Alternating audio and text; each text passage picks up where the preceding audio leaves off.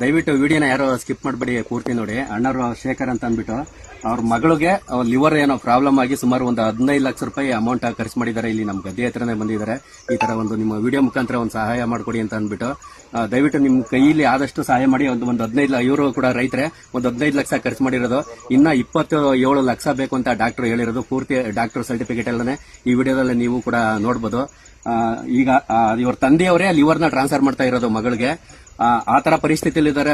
ರೈತರಾಗಿರೋದ್ರಿಂದ ಇವರು ಅಷ್ಟು ದೊಡ್ಡ ಮೊತ್ತದ ಹಣನ ಒದಗಿಸಕ್ಕಾಗ್ತಾ ಇಲ್ಲ. ಒಂದು 27 ಲಕ್ಷ ತನಕ ಬೇಕಾಗಿರೋದು.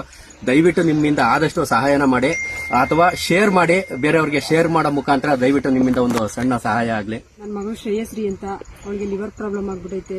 ಅವಳಿಗೆ ಆಗ್ಲೇ 1 ವರ್ಷದಿಂದನೂ ತೋರಿಸಿ ಸಾಕಾಗೈತೆ. ನಮಗೂ ಆಗ್ಲೇ 15 ಲಕ್ಷ ಖರ್ಚು ಮಾಡಿದೀವಿ ನಾವು. ಈಗ ಅವಳಿಗೆ ಲಿವರ್ ಟ್ರಾನ್ಸ್ಫರ್ ಮಾಡಬೇಕು. ಈಗ ಅವ್ರ ಅಪ್ಪನೇ ಕೊಡ್ತಿದ್ದಾರೆ. ದಯವಿಟ್ಟು ನನ್ನ ಮಗಳಿಗೆ ಜೀವದಾನ ಮಾಡಿ ಉಳಿಸಿ, ದಯವಿಟ್ಟು ಕೇಳ್ಕೊತೀನಿ.